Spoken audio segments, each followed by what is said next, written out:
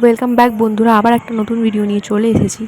তো তোমরা ভিডিওটা দেখে বুঝতেই পারছো যে এটা এখন আমরা ঘুরতে বেরিয়েছি। তো হ্যাঁ, আমরা মগরায় সরস্বতী ঠাকুর দেখতে গেছিলাম। তো মিষ্টুকে নিয়ে গেছিলাম সরস্বতী ঠাকুর দেখতে মগরাতে মিষ্টু আগে কখনো সরস্বতী ঠাকুর দেখতে আসেনি সরস্বতী পুজোর সময়। তো ওকে এখানে ঘোরাতে নিয়ে এসেছি।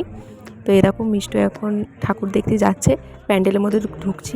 এই মণ্ডপটা খুব সুন্দর দেখতে ছিল। মানে মগরায় অনেক মণ্ডপ হয়েছে, প্রচুর ঠাকুর হয়েছে, অনেক সুন্দর সুন্দর প্যান্ডেল হয়েছে। এই প্যান্ডেলটা আরও সুন্দর হয়েছে, সামনে দুর্গা ঠাকুর বানানো ছিল, দেখতেই পেলে। তো ভেতরে দেখো, ভেতরেও খুব সুন্দর সাজিয়েছে, লাইটিং।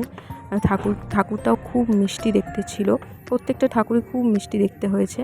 তো এই দেখো, দেখাচ্ছি তোমাদেরকে ঠাকুরটা। এই দেখো কত মিষ্টি হয়েছে আর অনেক সুন্দর হয়েছে।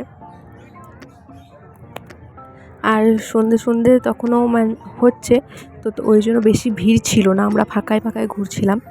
তো বোন তো ছোটো, মানে মিষ্টু ছোটো এখন, তো ওকে নিয়ে ফাঁকায় এখন ঘুরে বাড়িতে ফিরতে হবে। ও ছোটো, তো এখন মণ্ডপ চারদিক ঘুরে টুরে।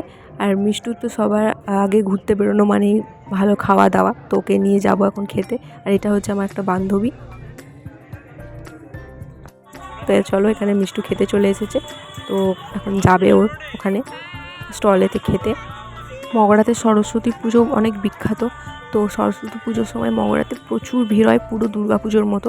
একদম রাস্তাতে পা রাখার জায়গা পাওয়াই না, পুরো নো এন্ট্রি হয়ে যায়। তো গাড়ি নো এন্ট্রি হয়ে যায় ওটাই। তো দেখো, এখানে মিষ্টু চলে এসছে, ও এখন চাউমিন খাবে। তো দেখো, চাউমিন নিয়ে নিয়েছে, এখন চাউমিন খাবে। তো আমাকে বলে দিয়েছিল যে দিদি, তুই মানে আমি যাব, আমি কিন্তু মানে অনেক কিছু খাবো, মজা করব।